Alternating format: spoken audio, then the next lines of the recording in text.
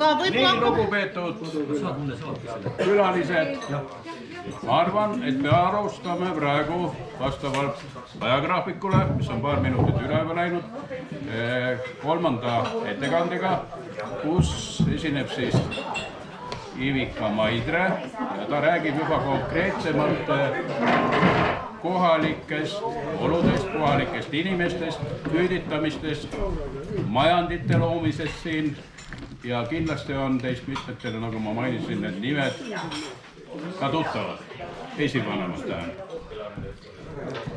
Nii, läks lahti. Nii et lõbusate meloodiate juures siis küüditamise teema juurde ja annan siin ringi käima ka raamatu, mis eelmisel aastal kirjatus Grenaderi poolt väljaanti. No, suur töö on ära tehtud ja öeldakse, et pilt ütleb enam kui sõna, et tõepoolest on siis seda vähest, seda pildimaterjali, mida on ikkagi palju rohkem 49. aasta küüditamisest kui sellest varasemast.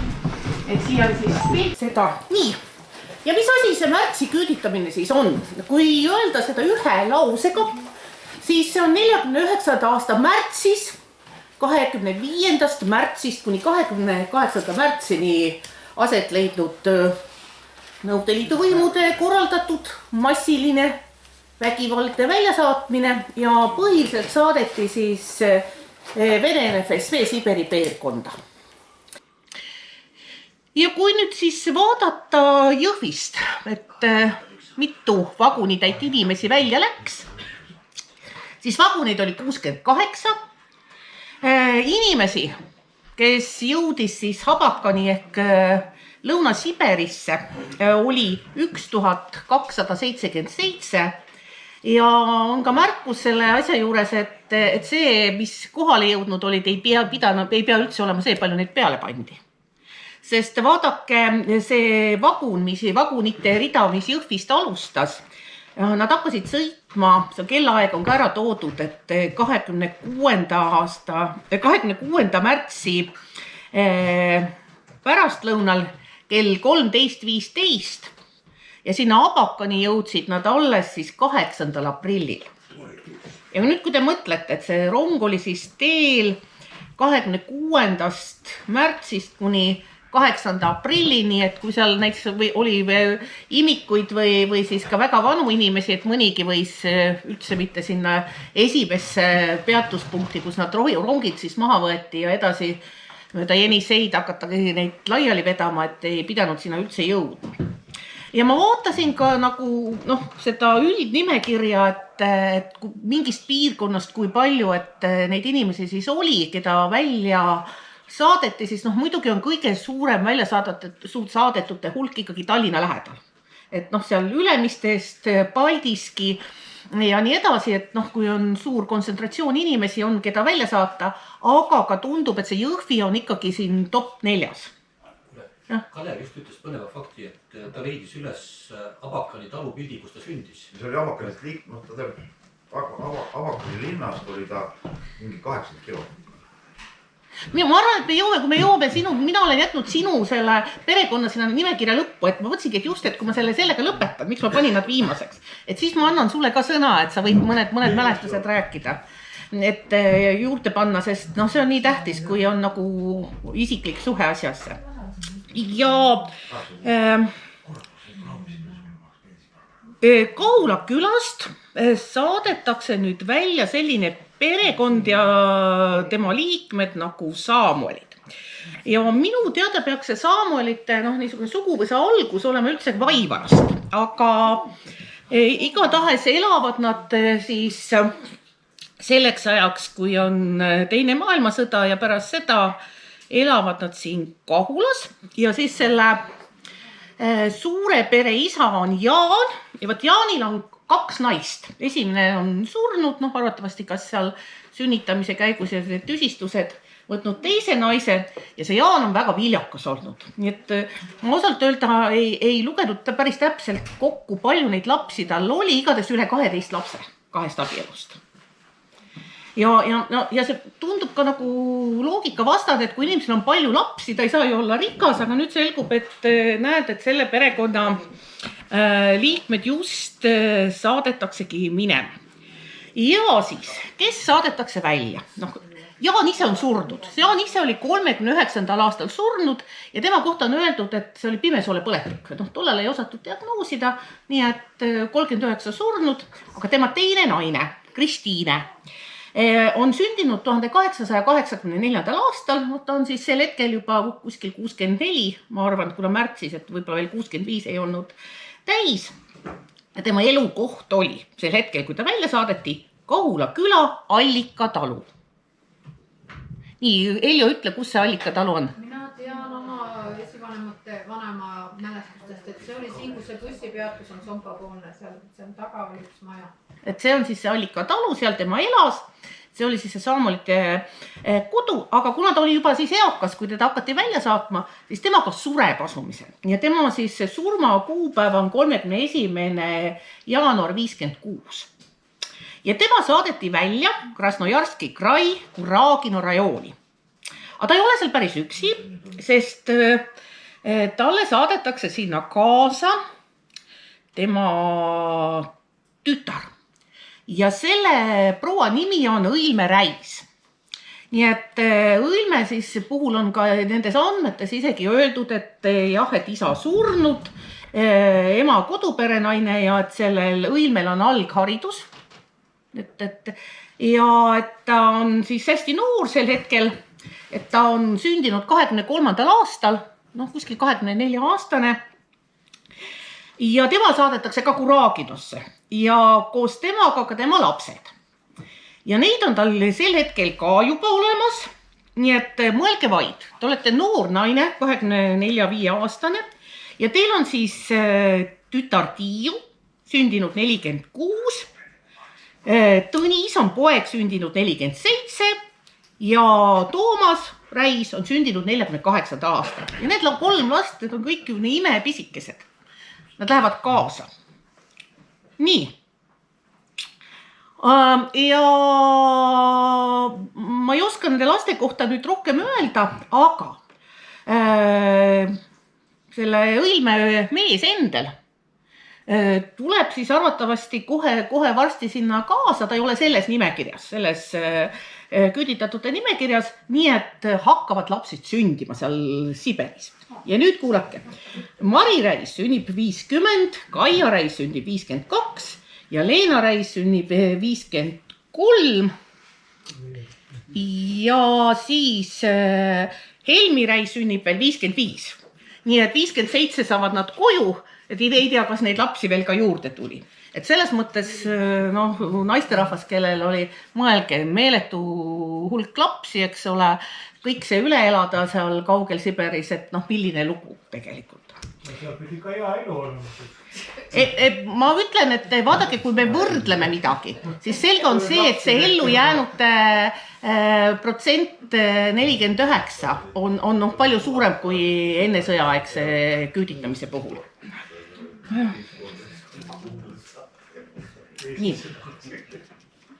Ja samamoodi sellest nüüd edasi veel teised selle pereliikmed on siis samamoodi selle Kristiine selle teise naise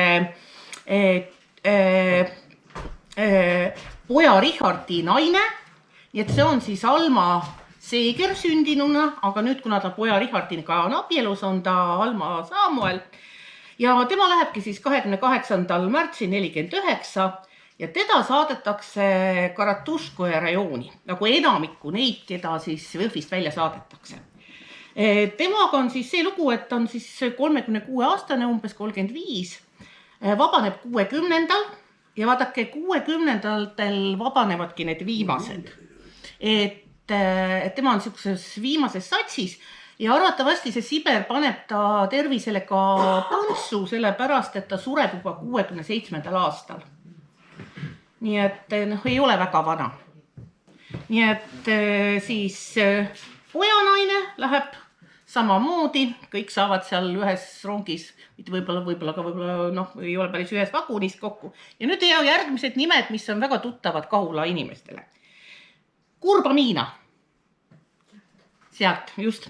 Tema on nüüd esimesest abielust. Et kui kõik see, mis ma nüüd enne rääkisin, perekonnaliikmed, olid selle Jaani, Samueli Jaani teine naine ja teise naisega saadud tütred ja siis pojanaine, siis nüüd Miina on esimesest abielust. Ja tema on Oti talust. Nii et mina mäletan ka, et minu lapsepõlves räägiti, et siin oli Oti Miina, et see ju siis see Oti talu nimi on sedamoodi nagu säilunud. Nii et tema ongi siis Kurba Miina ja tema läks sinna Karatuškoje rajooni, vabaneb 57. aastal ja seal samas nimekirjas oli ka tema poeg Aksel. Kurba Aksel, mäletate? Kohalikud. Mina mäletan Kurba Akseli nime miskipärast. Lapsepõlvest tuleb ette, sest tema oli sündinud 25. aastal ja tema suri 94. aastal. Nii et tema selle nimekirja sees oli, aga miskipärast siis ei küüditatud. Sest vaadake, siin on nüüd veel selline asi, et paljud olid nimekirjas, aga need ei saadud kätte. Nii et siis nad sinna nimekirja jäid, aga kohale nad ei jõudnud. Ja edasi veel siis tuttav nimi, Eindrich Parves Eindrich. No siit seda nime peaksid küll enamikus siin, kes on Kahula küla eluga tuttavad teadma ja tema on sel hetkel elanud siis tema ametlik aadress on Virumaa Jõhvi vald, Tammiku asundus ja tema on siis ka, tema puhul on ära märgitud see ministrite nõukogu otsusega, et 14. märtsist 49 ja läheb samamoodi sinna Karatuškoje rajooni ja vabaneb 56. aastal, nii et ei ole väga pikalt, 7 aastat. Ja kes temaga siis kaasa lähevad, on tema abikaasa, Parvese Juuli. Sündinud on ta Mets ja samal ajal vabaneb ning poeg Parvese Endel, kes on sündinud 1919. aastal. Et perekond Parvesed on selline väga tuntud Kahula küla perekond. Ja, mitut liini. Nii, ja nüüd siis veel üks selline nimi, mis alguses võib-olla ei tekita ära tundmist, aga siin nüüd on abielu kaudu võib-olla jälle Parvestega. Et saadetakse välja siis selline proua nagu Niidu Olga. Tema neiupõlve nimi oli Plomberg ja tema oli rohkem nüüd kuskilt sealt... See on minu vanaema õde ja nemad olid pärit sealt Peipsi poolt. Ma just tahtsin jõuda sellele Peipsi poolt. No näete, sündinud oli ta 1904. aastal ja tema see hetk, kui ta välja saadeti, siis elukoht oli Kohtla-Järve Jaaniku maja, aga tema läks mitte selle märtsi küditamisega, vaid on meil üks nimekiri olnud 6. juulist 49. Aga saadetakse ta ikkagi Krasnojarski kraisse ja sinna samasse Karatuškoje. Nii et kõik need kohalikud inimesed said sealt kokku. Ja vabanes 56. aastal ja siis ma vaatasin järgi ka selle Olga Niidu surma ja tema suri nõukogude ajal 85. aastal. Nii, ja ega siis üksi ei mindud. Ikka kõik olid ju pereliikmed kaasa ja tütar Niidu Agnes, sündinud 31, läheb kaasa. Agnes on nüüd surnud 2010. aastal ja meie teame teda rohkem Parvese Antsu naisena ehk Parvese Agnes. Parvese Agnes oli minu ristiema. Ja nimekirjas oli ka veel siis noorem tüdruk, sündinud 44, Niidu Õie. Aga tema jäi siis kuidagi maha, et ju siis oli keegi, kes siis võttis selle väikese lapses, kui ta oli sündinud 44, 49, 4-aastase võttis, nii et tema oli küll nimekirjas, aga jäi maha. Nii, ja edasi siis selline perekonnanimi, mis on ka väga levinud siin kandis, on Peedod. Ja nemad on siis jälle, mehed on kindlasti juba saanud mingi teise paragrahvi, nemad selle küüditamise alla ei lähe, aga Teele Peedo, sündinud 1901. aastal, elukoht küüditamise hetkel Virumaa, Kohtla vald, Sinivoore küla, küüditatud 27. märtsil 49, jälle Eesti NSV ministrite nõukogu otsus 14. märtsist 49. aastast, aga tema läheb, nüüd on veel 3. rajoon. Kõik on Krasnojarski krai, kõik on Siber, aga tema on nüüd 3. rajoon, tema läheb Palahtasse. Palahta rajooni ja vabaneb 58. aastal. Siin on veel öeldud, et märtsikuus.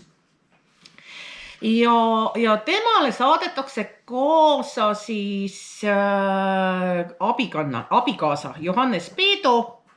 Nii et tema puhul on siin veel ära märgitud, et on veel arreteerimine algul, et ta on olnud arreteeritud ja siis saadetud järgi asumisele samasse kohta. Nii et nad vabanevad koos 58. aastal ja seal siis on neil ka poeg Taimo Peedo, sündinud 27. aastal.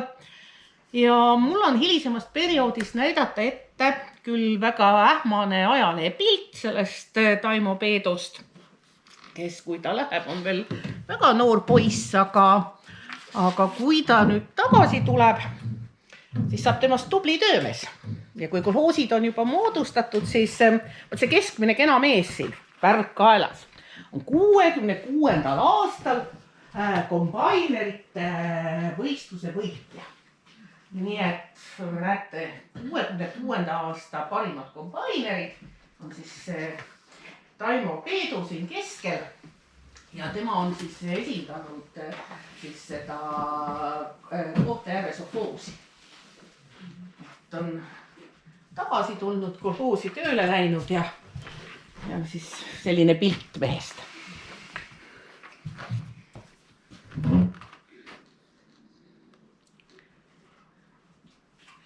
Ja nüüd veel. Üks proua, kellel on päris lõpuks minu teada, mina lugesin kokku peaaegu et 5 varianti perekonnanime, aga sündinud on ta Kalvet, siis ta abiellub Atso Vainloga. See mees on Narva kandist pärit ja see on eestistatud nimi, nii et see esialgne tema mehe nimi on venepärane. Ja Vainlo Agenes on sündinud 21. aastal ja ta on elanud küüditamise hetkel Jõhvi vallas Sompa külas. Ja tema läheb ka erinimekirja alusel, ta läheb alles septembris, 28. septembri 49. aastal. Ei jõutud korraga kõiki neid kulakuid ja bandiite välja selgitada, lähevad hiljem järgi. Ja läheb ka Karatuškoja rajooni ja kaasa antakse talle siis veel ka ema, Ida Kalvet, sündinud 1883. aastal, nii et üsna eakas proua, ja siis 2 last. Üks on sündinud siis 42. aastal, poeg Rein, ja sündinud 44. aastal ehk Elvi. Ja nüüd ma küsin, et hakkavad need asjad oma elu elama, et kui see Agnes Vainlo tuleb tagasi Siberis, siis ta abiellub uuesti. Et siis ta saab, see üks tema siis perekonna nimekujudest on Lillemets, ehk oma teisest abielust sünnitab ta tütre Kersti, keda me teame ka Kersti Ossipenko nime all. Et siin siis nüüd selline lugu, et see on nüüd siis näiteks Kersti Ossipenko ema lugu, kes on elanud siis 49. aastal Sompas ja see on veel siis, kui on Agnesel veel olnud esimene abikaasa.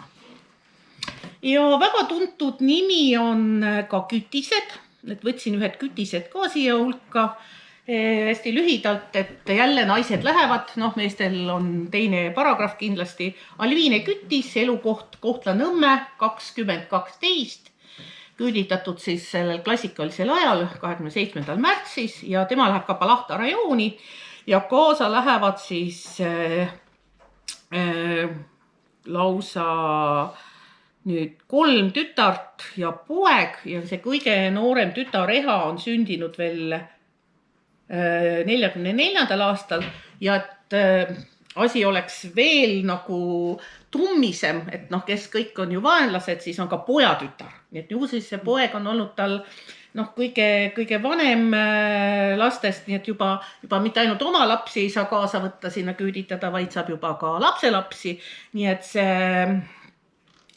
see kütise ene on sündinud 49. aastal. Kujutage ette, see võis siis olla jaanuarikuus sündinud, märtsis, noh, mis ta oli, 2-kuune. Ei tea, mis temast edasi sai, aga et 49. aastal sündinud lapseke pistetakse ka kaasa. Ja nüüd jõuame pritsudeni. Nii, ja mina nüüd olen võtnud, kui meil nüüd tekkiski küsimus, et noh, miks ei ole ikkagi siin Kalevi isa siin nimekirjas, et ehk oma teisest abielust sünnitata tütre Kersti, keda me teame ka Kersti Ossipenko nime all. Et siin siis nüüd selline lugu, et see on nüüd siis näiteks Kersti Ossipenko ema lugu, kes on elanud siis 49. aastal Sompas ja see on veel siis, kui on Agnesel veel olnud esimene abikaasa. Ja väga tuntud nimi on ka kütised, et võtsin ühed kütised ka siia hulka hästi lühidalt, et jälle naised lähevad, noh, meestel on teine paragrahv kindlasti. Alviine Kütis, elukoht Kohtla-Nõmme 2012, küüditatud siis klassikalisel ajal 27. märtsis ja tema läheb ka Palahta rajooni ja kaasa lähevad siis lausa nüüd 3 tütart ja poeg ja see kõige noorem tütar Eha on sündinud veel 44. aastal ja et asi oleks veel nagu tummisem, et noh, kes kõik on ju vaenlased, siis on ka pojatütar. Nii et ju siis see poeg on olnud tal noh, kõige vanem lastest, nii et juba mitte ainult oma lapsi ei saa kaasa võtta sinna küüditada, vaid saab juba ka lapselapsi. Nii et see kütise ene on sündinud 49. aastal. Kujutage ette, see võis siis olla jaanuarikuus sündinud, märtsis, noh, mis ta oli, 2-kuune. Ja noh, ma ei tea, mis temast edasi sai, aga et 49. aastal sündinud lapseke pistetakse ka kaasa. Ja nüüd jõuame pritsudeni. Nii, ja mina nüüd olen võtnud, kui meil nüüd tekkiski küsimus, et noh, miks ei ole ikkagi siin Kalevi isa siin nimekirjas, et noh, ju need olid need teised paragrahvid, teised otsused, et mina räägin nüüd sellest, kes läksid kõik selle küüditamise otsuste alusel ja küüditamine oli ju selleks välja mõeldud, et noh, inimesed ei taha kolhoosi minna, kuidagi peab neid ju mõjutama.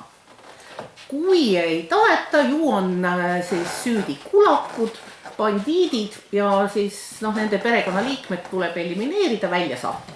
Siis läheb asi paremaks. Ja nüüd on siis välja saadetavate nimekirjas siis Rudolf Prits ja sina ütled, et see on sinu vanaisa.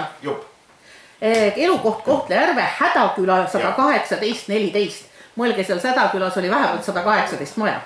Nii et ja tema läheb ka Kuragino rajooni.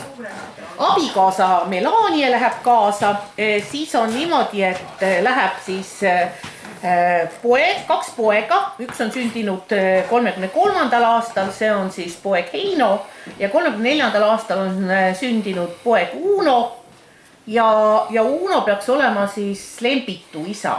Prits Lembit on sündinud 57. aastal seal Siberis ja läheb ka tütar Leili, sündinud 37. Nii et siin me saame juba rääkida lõpuks, et kui nad 58. aastal ära tulevad, et siis on juba lapselapsed ka peale kasvanud. Ja et äkki sa paari sõnaga markeerid seda pritsude lugu? No tegelikult põhjus pidi olema ju, eks ole. Vanais oli selle, mis see Kohtale see kuulus Saksastele vist Eesti aega, oli vist nii? Sa mõtled tööstust või? Jah. No Saksal on üks suur sekki seltsab Saksamaa. Kohtla-Järve oli muidu Eesti.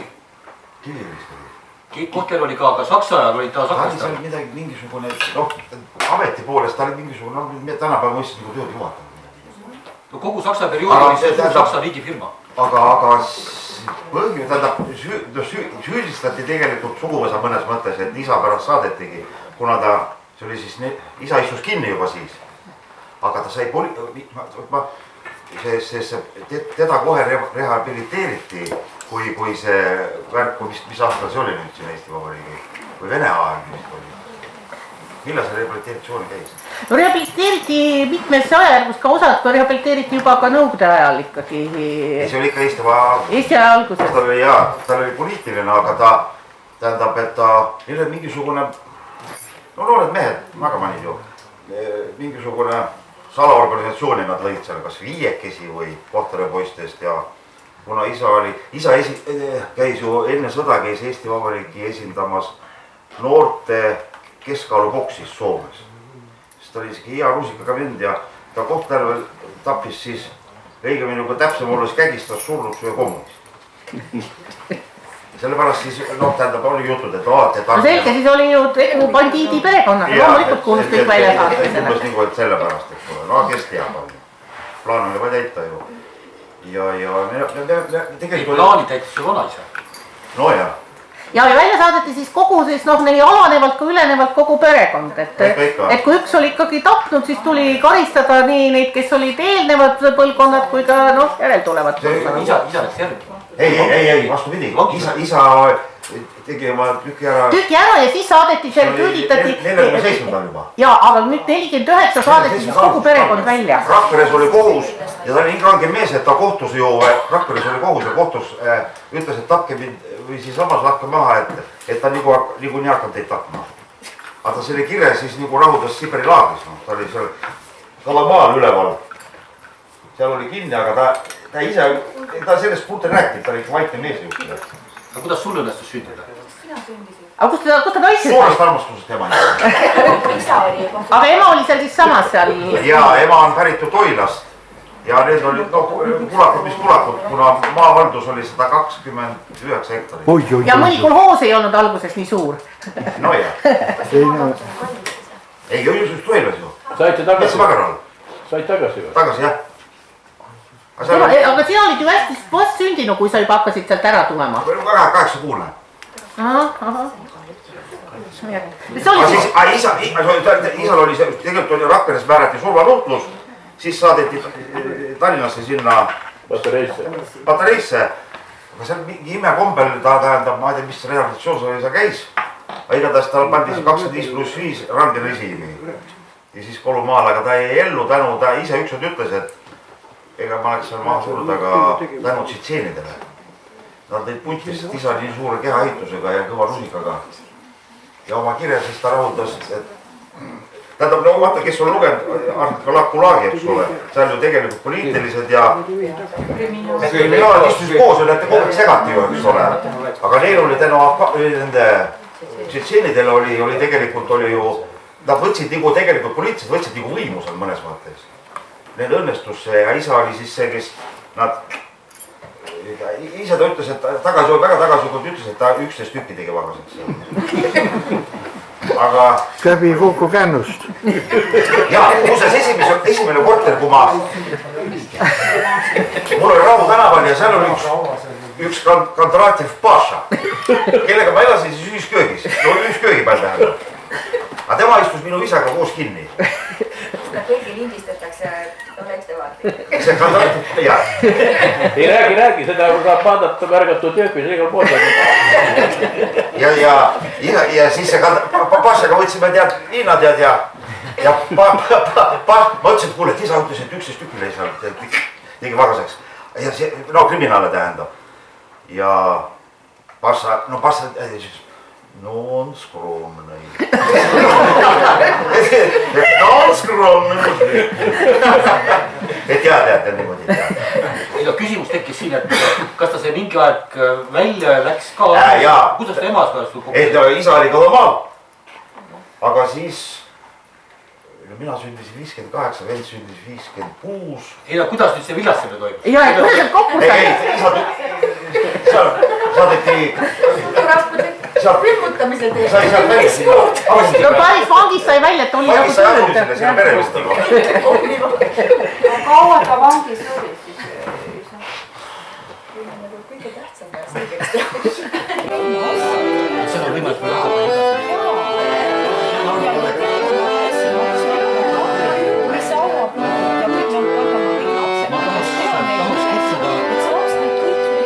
Muistkatseametis on üks Ista nimel see Mõnesalu spetsialist, et kutsuda ta rääkima ühe istumise, mina tahaks ka siin. kus ta nagu räägib kogu sellest kalmistukultuurist.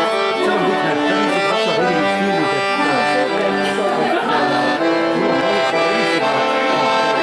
ja teha üle sellise ümarlaulava